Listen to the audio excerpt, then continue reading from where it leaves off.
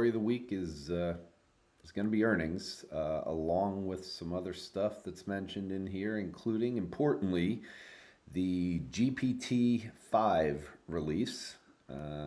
So let's just get right into it and start with a big week for stocks. So S&P up 2.5% for the week. I don't need to show you how close to all-time highs. We just continue at this point to consolidate after the strong July. NDX led the way. Pure momentum has gone up. So 2 weeks ago, I showed a triple divergence on the MACDs and basically was looking for momentum to grind lower. It has ripped in the last 2 weeks to new highs, and basically this was the best week for pure momentum. It tied it a couple times, but really of the year. So the reluctance in earnings season of people to embrace anything related to anything other than AI continues. So AI has continued to rip and led the way. This is the AI pair. Very, very lagging for everything related to the PMI stuff, which I'm looking to go higher. So as of right now, from my seat of looking at what's going on, earnings have been great. Stocks continue to power higher. AI is still the story. But as of now, we have not seen anything really expand from the AI side. So I'm going to go through that as we hit it. There's no way to look at the earnings any other way. And the way that I want to do this, because I've seen a lot of people say, well, they're pretty good reports. I listened to a macro podcast yesterday where they said, yeah, they're okay. These are not okay earnings. You're going to have double-digit earnings growth again. And as you read through this fact set recap, we're now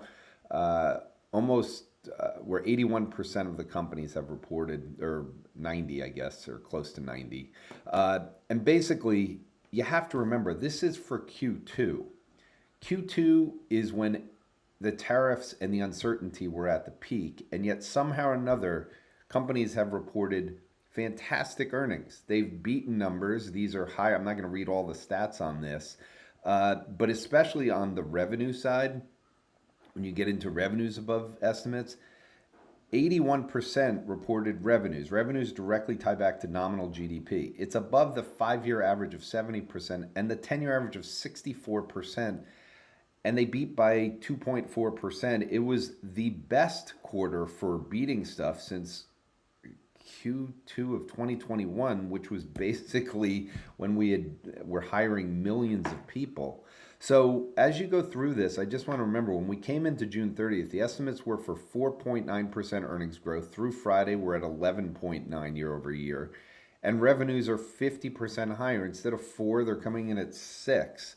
So anyone who's still believing that the economy is not good, when we just had the most uncertainty that we could possibly have, everyone was sending around these doom and gloom charts, and we not only beat at the overall level, here it is by surprises by sector. It's across the board.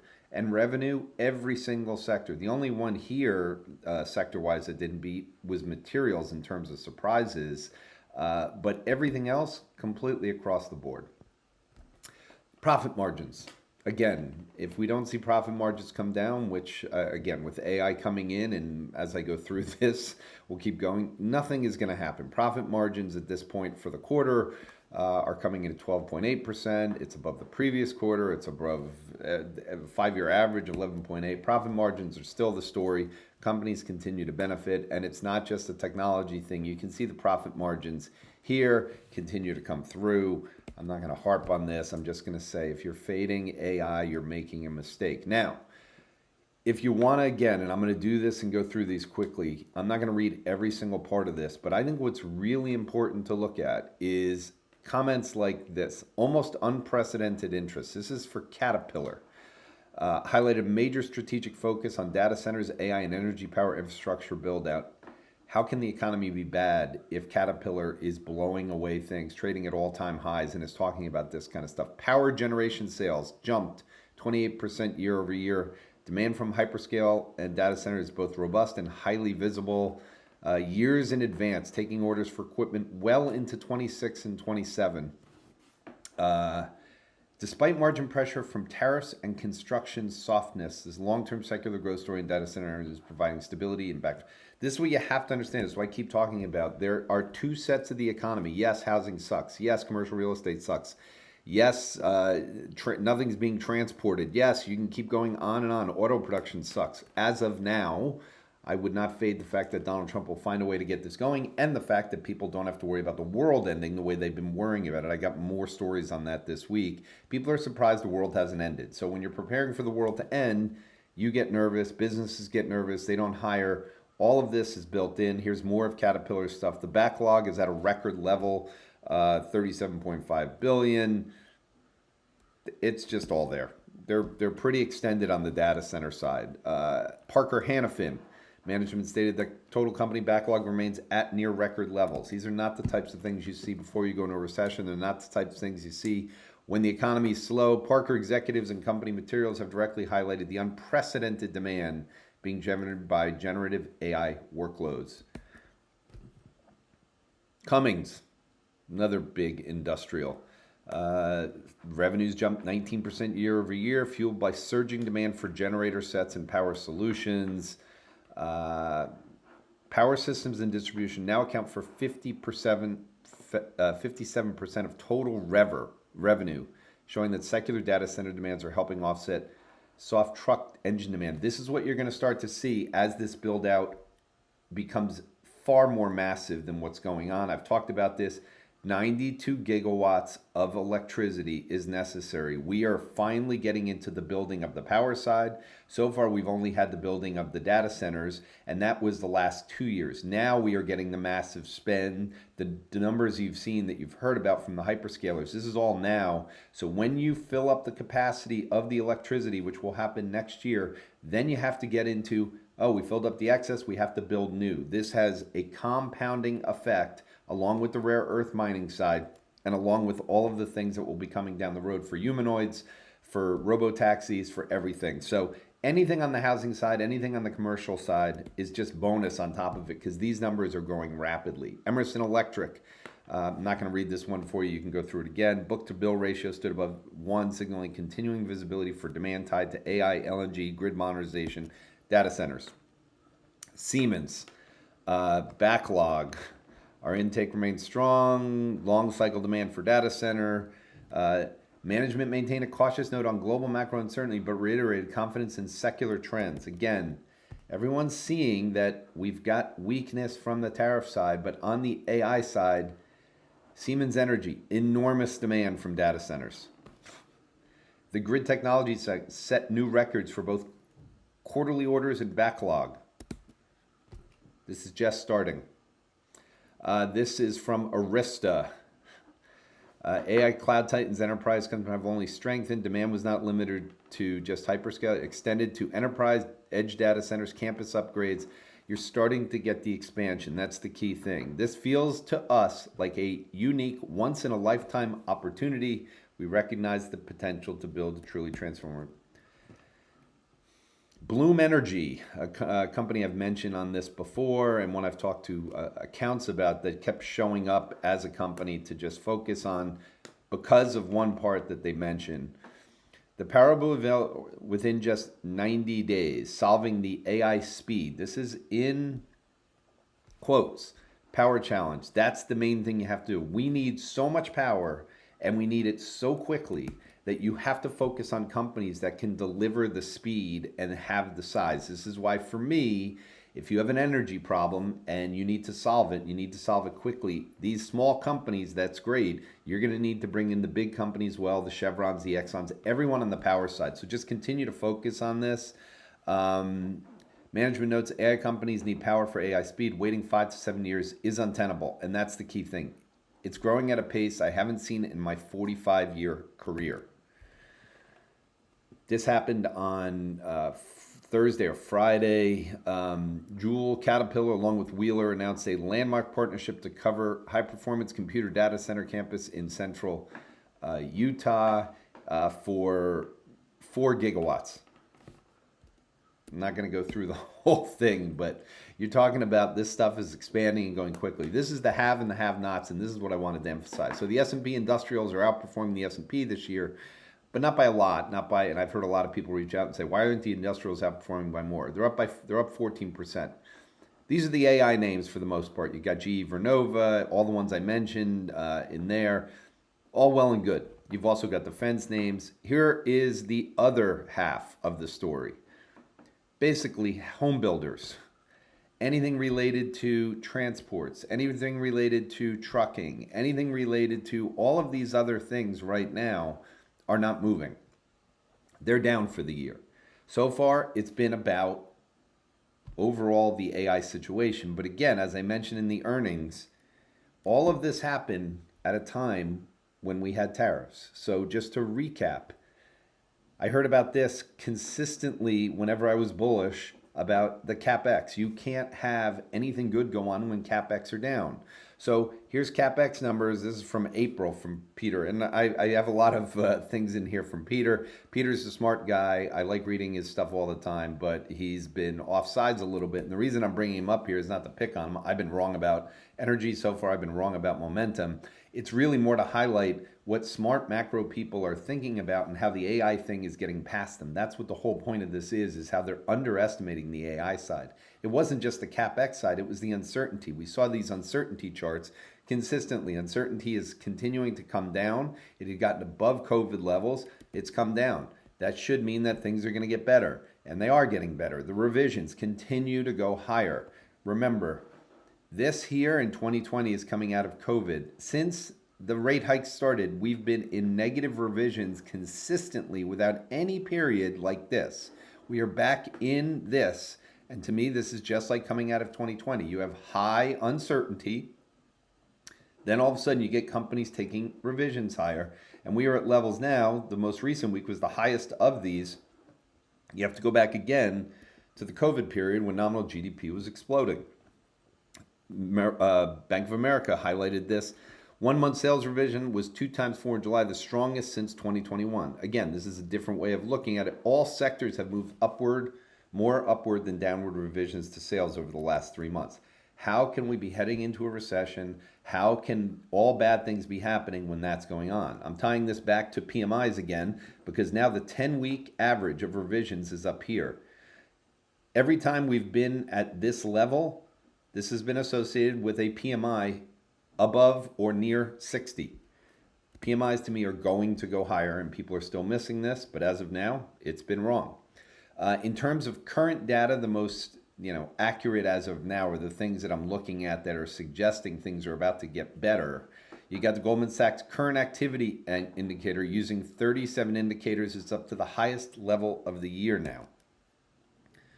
You've got, and I didn't mention this last week because I didn't get to report in time, I had not seen, and it makes harder on Chicago. Chicago PMI is a very important one, along with Dallas. It's the middle part of the country. This is the part that I think Trump has emphasized. So when we're looking at new orders, you want to see the new orders category for the Chicago PMI, and this is not public data anymore, so you actually have to go to their site. The 9th largest increase on record, and it now stands the highest level since May of 22. That was when the ISM was far higher. And the backlogs rose 12 points as well, unwinding all the declines seen in May and June. In terms of other side, so the white line here is the Johnson Red Book, the weekly Johnson Red Book. So the most timely of the retail sales numbers. It jumped all the way back to the highest level since before the COVID impact. The green line here is the Dallas weekly economic release in terms of the indicators. The last 2 weeks have put it at the highest level since, again, before Liberation Day. And then you have the trucking data, which was still heading lower, has finally seen there's the internet trucking data. And I just wanted to remind people that this was the new orders category of the Philly Fed. So I showed you the Chicago one. The Philly Fed had already gone higher as well. So you've got a lot of the leading indicators that are going higher. And then on the spending side, we got this at the end of last week, which is Visa's spending momentum, making new recent highs. And again, you go through this, it's just continuing to high. And this is the highest level in some time. And then on the payroll side, I'm going to get into the payroll side because this seems to be what got most people negative from listening to macro forecasts. I've heard some people all of a sudden that were bullish turn bearish because of the the employment numbers. The employment numbers were absolutely fine. I showed that last week. I'll go through the reasons why, but it fits into this category. You've obviously got these massive pay structures happening in at Meta. They're not going to change the entire picture, but this is the most timely thing, the employment tax receipts. And this person puts these out every week. These are big numbers. So again, you had weakness in the March, April, May, June period. And again, we had revisions come down.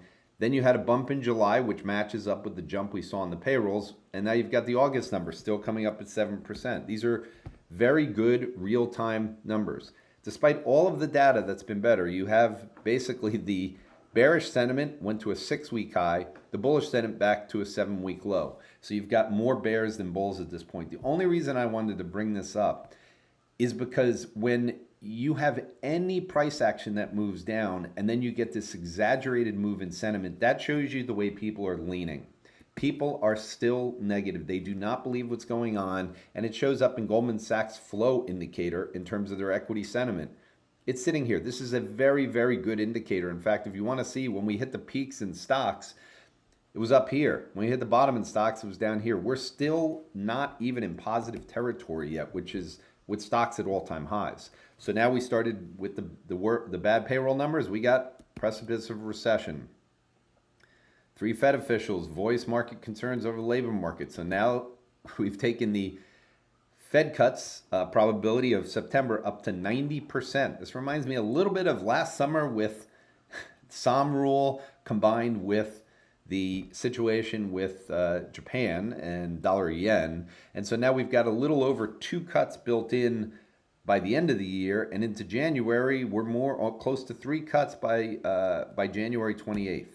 So the market is building in cuts, and I believe we're about to see GDP move higher because of AI combined with some of the consumer side starting to feel a little bit more relaxed and getting clarity and the uncertainty dropping off because now we know what the tariff situation is going to be, particularly the big ones. Wall Street is warning investors to get ready for stocks to drop.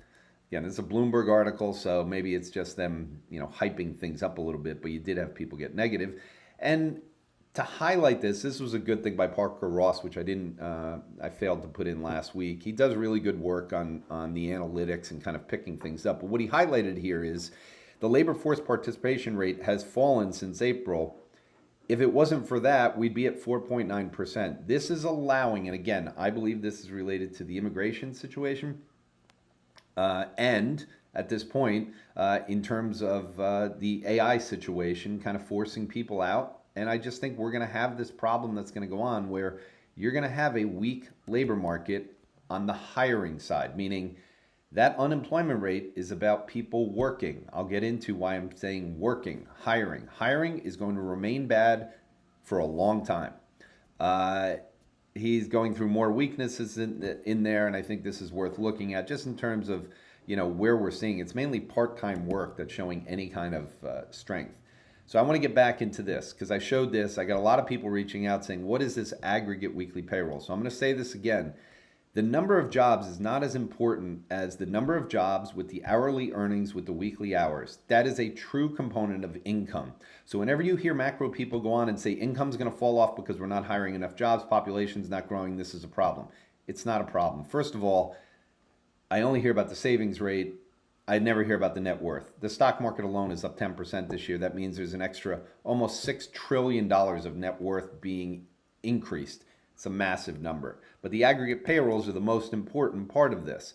And if you don't believe me, then just go ask GPT-5. The aggregate payrolls measure for the private sector is generally a better reflection of labor market's total income generation than headline non-farm payroll job growth alone. Bottom line, if your goal is for hiring, focus on the non-farm payroll.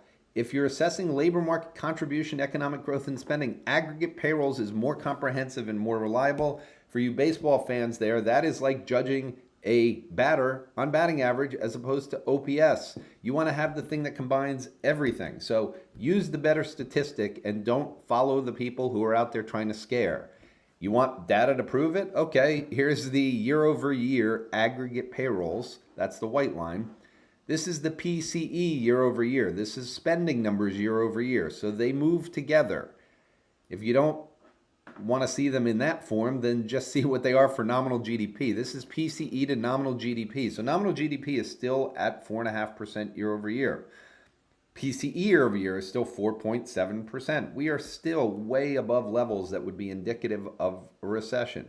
Now, you could sit there and say you think inflation is going to go higher, but that has not been the case, and that is not a core belief that I have at this point, other than the fact that I think inflation is going to start to go higher as on the back of the utility side and some of the other things with AI, but not in a manner that changes the nominal GDP or the real GDP side. Here is retail sales related to PCE.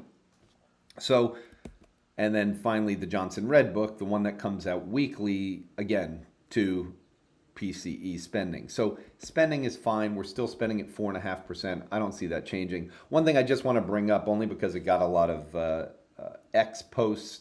This is the Cleveland Fed new rent number. It collapsed. No idea what this is about. No one seems to know what it is, but this is it overlaid with the owner's equivalent rent of the CPI. So just worth watching. We're going to have a lot of noise, I think, in owner's equivalent rent because of the utilities going higher as well. This is where I want to change the subject into, again, AI and how much I don't think the macro side can possibly spend the time enough on AI. So this is something that came out this week in terms of people focusing on the contribution because the U.S. economy has been weak ex AI, which again is kind of what Trump is saying. He doesn't want as much consumption as has been in the past, and he doesn't want tech companies benefiting the most. Well, he doesn't have that right now, but GDP, the contribution for the only growth we got was mainly from AI in the beginning. That being said, you're getting a lot of people setting charts out like this. Bob Elliott, another smart guy, puts out a lot of good stuff, but this to me is ridiculous and stupid. So if people are doing that, I think they're doing it for their argument. I mentioned Peter was going to be brought up again. All of the stuff that he has here is to minimize AI, all leading into the fact that we're not in a recession yet, but it's a close call. I mean, for Christ's sake, this is just like ridiculous for people to just stay a certain way. You have to be both ways. You have to admit when you've been wrong. And if you're going to talk about AI and minimize it in the way that they do to try to find anything about it, then at least go through and show that, hey, office construction is about to cross data center construction. This seems pretty important. We all look at commercial real estate. Ed Hyman used to put out every time, I'm seeing buildings go up everywhere in cities. You're not going to see data centers built in cities. You're going to have to drive out to the countryside and go see them.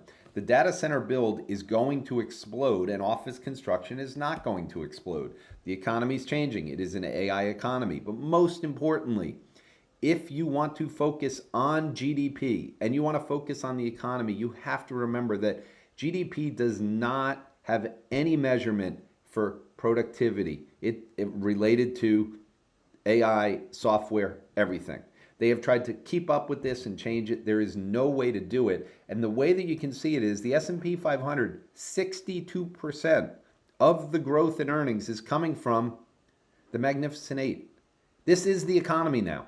Now, back in 2014, it's not. I went to Silicon Valley back here to understand why my bearishness on things like Amazon was not working, why my bearishness things on the economy was not working. That's when I started writing papers saying adapt or die to economists. You cannot look at the economy using statistics that were created and indices that were created like GDP in the 1930s made for the Industrial Revolution. They have nothing to do for today. And the S&P 500 shows you where the earnings are coming from. And this is their market cap. It's actually lower than where it is, meaning it should be higher at this point based on the earnings growth, and it just continues to move that way. The profit margins. This is insanity. And the reason it's insanity, go back to here. Their market cap was next to nothing. Their profit margins are growing. So for everyone worried about the non-tech side, the non-Mag 8, this isn't even tech, this is the non-Mag 8. You're dealing with profit margins that are not expanding at all. And that's why there's a bearishness that's out there, because most of the economy is not moving. So by not focusing on the side that is and trying to use data that says the economy's bad is just wrong. And now we're at the most scary time, which is their profit margins were already rising. Now they're not even hiring people. So the world has changed dramatically since ChatGPT. We're not hiring people at these companies. And so Here's the GDP of the digital economy. Let's just use these numbers as the GDP of the digital economy. Let's use this as the GDP of the non-Mag 8. You can see there is a recession here, whatever you want to call it. There's no growth in most of the companies outside of this, but those companies matter more than the other ones because their numbers are massive in terms of the earnings growth. Can GDP measure properly? Can the GDP measure properly calculate the productivity of software and AI? Go do this in GPT-5 on your own. No, it cannot do it. It's not made for it. It doesn't go through. It's not made to capture that. Here's where you can see what has happened to it. This is the benefit that has come. The productivity has come in profit margins, which has been directed back into the economy through net worth. This is the way that it shows up. So in the net worth, this is net worth in the US relative to GDP. So I've shown this chart before. This was the beginning of the personal computer. This was the beginning of Netscape in the internet. This was the beginning of the iPhone. This is the beginning of ChatGPT. So people in the country, and again, yes, it is isolated to the top 20%, but the net worth has gone up significantly to where it is now 5.6 times GDP as opposed to 3.5. 2 turns of GDP. There's an extra $50 trillion to spend. Now, it isn't at the bottom level of things, but that's where transfer payments have come to fill in the gap. That's why I talk about Bitcoin, because the government comes in to fill in the people that are not benefiting from this, and that keeps the economy going. People at the bottom can get a job whenever they want. They can spend what the government's giving them. They're just not able to go out and get the loans and do things, and that's why the government is going to figure a way to move interest rates lower, because it is helping the Mag 8. It is not helping the rest of the country. One final one for Peter. Again, I like him. I think he's smart. He called everything right in 22 and 23 when people were bearish, so I give him his props. But right now, he's just making a big mistake on this. If LLMs turn out to be a stepping stone to superintelligence, that will all change. He's minimizing AI. Like, I can't even think of anything worse to do as someone who uses it all day long for everything you can possibly imagine. It's a strong assumption on superintelligence, of which today's equity valuations. Now, he does this when just after an article comes out from The Economist. What if AI made the world's economic growth explode? What is in there, and whether or not you buy into it, they're talking about AGI, not ASI. So he said superintelligence. AGI is happening now. It's already going on. It just hasn't reached a point. The reason I say it is happening is because we've already gotten into each of the places with math, with physics. We're starting to pass. We basically have AGI already. We just don't have one computer doing all of it. We have specialized computers that can do each of it, and they're winning awards on this. This article posted AGI could dramatically shift this paradigm, delivering 20 to 30% annual GDP growth. Again, I've said it before. I don't think this is going to happen. I do think GDP will be higher than what people think, but I don't think the calculation of GDP will allow it. I also don't think the benefits that are going to come from people not getting the wage growth that they should, they're going to remain scared. And if they remain scared, they don't go crazy in terms of spending money. So I don't know how it'll do. The physical limits, energy, infrastructure, data capacity could constrain scale. I agree with that. It seems like for the 20 to 30% GDP to occur, it would take massive productivity boosts. Would this begin with digital employees like AI agents and followed by? Yes. So again, I believe the reason everything is so important now and why it is incredibly bad to be bearish about growth going forward and profit margins on the S&P 500 is we are at the beginning stages of AI agents. As AI agents come, dramatically reduces the cost of information work. Early adoption in white-collar sectors like law, finance, design, marketing, software, and R&D could multiply productivity without hiring more humans. Now, it happens at a time when we're going to have a shrinking of the labor force due to immigration and due to continued demographics. So this timing works in well from the labor market not going crazy, and by having more retirees, they have money to spend. Increases output per worker and allows smaller firms to punch the scale.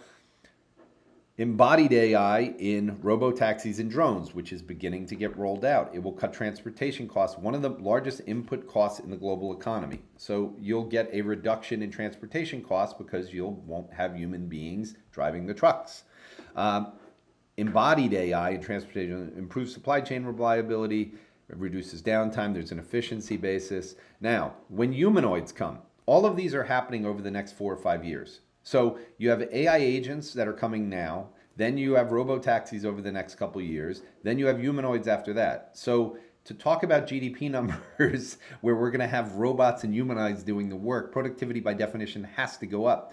Societal pressures will probably increase, but that's a different story. GDP has to go up. You can go through the compounding effects. In economic history, this would be close to an industrial revolution plus an internet revolution plus electrification, all hitting within 1 or 2 decades. So again, this is all what's coming up. The stock market is a discounting vehicle. GPT-5 was released. I want you to read this. Capable of generating software on demand. You guys can all build your own software. Just go tell GPT-5 what you want. Elon just replied to my post, everything you will need to be generated on demand in real time by AI. Operating systems and apps will be things of the past. Think about how much of our market, how much of the global MSCI world is based on operating systems and apps. OpenAI is going to eat Microsoft alive. So these are what Elon Musk is posting. People have been trying for 50 years, and that's the fun of it each day, blah, blah, blah. Again, this is a major, major release. This is what, and I mean, Elon Musk is fighting with Sam Altman, but yet he's saying they're going to win this. This is about the end of apps and operating systems. That is what superintelligence, at least from what Peter Berezin was posting, it's really AGI, and we're at that point now of this. Now, I want to remind you, I did this a year ago. It's like the 1-year anniversary of me doing these videos. I posted on this video and said it was something everyone had to go. This is the banned interview that was done at Stanford by Eric Brynjolfsson in him talking about a bunch of things. You have no idea what's coming. That was a year ago. This video came out. I heard it was done. This was in Stanford, so this was during May or even earlier, but it was last year. Schmidt's comments on lowering software creation barriers center on how a combination of massive context winners will collapse both the technical and organizational friction that separates an idea from a working piece of software. So think about what Elon Musk put. Go back to what Eric Schmidt said. He's basically saying the idea to prototype cycle from weeks or months into minutes or hours. His example, build me a TikTok clone with my preferred features, migrate my followers, and test viral content strategies. The AI could not only generate the code, but deploy, test, and iterate automatically, affecting asking as a fully developed shop. So all apps would be under pressure.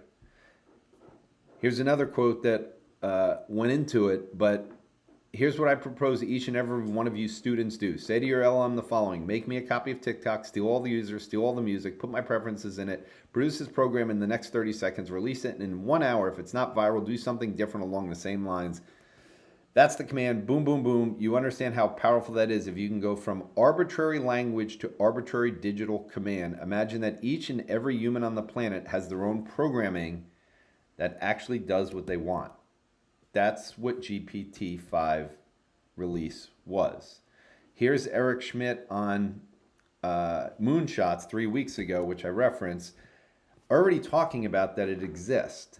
Schmidt discusses Google Cloud Platform, so a nice protected environment with inside Google, MCP, which is something Anthropic released last year, which allows you to connect in here. So Google Cloud Platform, using all of the AI LLMs and data analysis, use this, think of it as a tunnel into your software. Google Cloud now offers a fully served AI enterprise solution that enables businesses to automate internal functions without traditional middleware. With the MCP, an enterprise can write the task it wants an AI to perform, connect internal databases directly, allow the LLM to generate the necessary code. Eliminates the need for legacy middlemen. Enterprise disruption, legacy providers, SAP, Oracle. Basically, he's naming the biggest software companies. This allows you to do it. It's only going to be a matter of time before I'm going to do this for startup hedge funds. You don't want to use a CRM system. Just keep the data inside your own server. on Google Cloud, and then you can go out and connect to MCP. You can do all of this in a matter of minutes, and then you can ask the LLM questions on the data.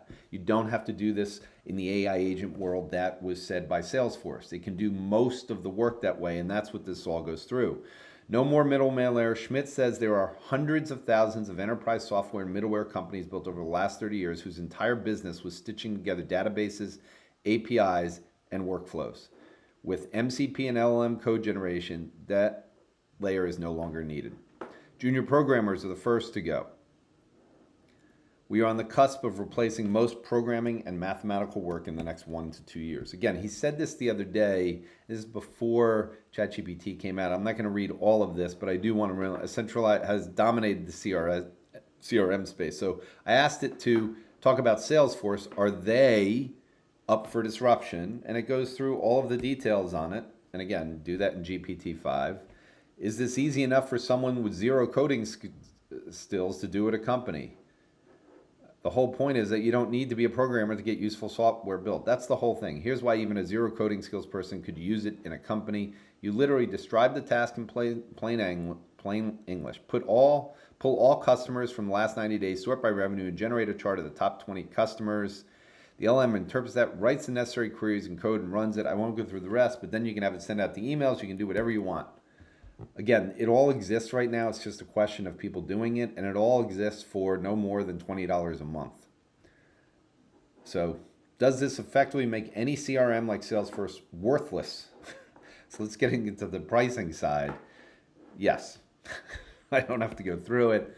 I'm not picking on Salesforce. I'm just picking on software in general. With text to action and agents, the cost of building software drops near zero. Other than compute, and I would say the barrier to entry for launching competitive software shrinks, and Schmidt warns could make incumbents like Google more vulnerable to attack from small teams or individuals. Time to market collapses, increasing competitive pressure. This is what I've talked about in terms of companies in the 2030s not surviving. If you're based on code, you are going to be disrupted. This is all going exponentially. So this is why you have to focus. In the same way that Amazon destroyed retailers, they didn't have the time to catch up. Now we have something that's even worse. This stuff is moving faster, and you don't need to hire the programmers, which were the moat. So coders were the moat, allowed these companies to have a moat. Now there are no more moats. Industries that are disrupted. Map to which industries will be disrupted first. Many SaaS offerings, AI can recreate 80 to 90% of functionality quickly. CRM replacements for Salesforce, project management tools. You can read all this stuff. Slack, Zoom, Notion, go for it. This is why these names are down 50%. So what I'm highlighting now is that nothing I'm saying, the market's been discounting it, which is both a good thing and a bad thing. I've been following this person for a while, Jared Kubin, and he highlights the fact that long software versus short semis, basically semis have massively outperformed software. So the market's discounting this already. So can there be a bounce? Yes.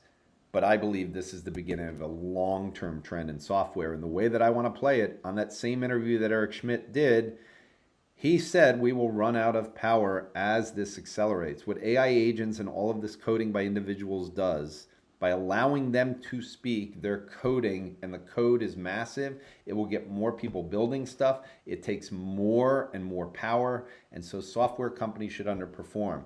Here is the trend of long Chevron, short Salesforce.com. This is my favorite proxy for this turning point. This, I didn't bring it back here. It was much higher back here, but this is when the software boom started, meaning this is when the iPhone came out. And what you had is Salesforce.com outperformed Chevron dramatically. They're both right around $300 billion. You have this nice 5-wave move up here. Then we've had a correction that went here. This was all based on ChatGPT's launch. Now we've got it turning back up. So to strip out and to look for long energy, I want to be short software names, and you can go pick the ones you want. Finish up this. Bitcoin still consolidating, but starting to move higher. I talked on Pomp on Friday about the fact that Ethereum, once it got above 4,000, I thought it would start to go. We're above there as of this morning. We're about 4,200 as I do this. So Ethereum has broken out. I expect all of crypto to continue to go. Trump signs executive order allowing cryptocurrencies, private equity, and 401ks. All this does is just continue like it did with the ETF. to create bids underneath. There's now 3 cuts expected by the end of the year. If I'm right about PMIs, and even if I'm not right, if the market is getting better, meaning stocks are going higher and they're cutting rates, then financial conditions will continue to ease.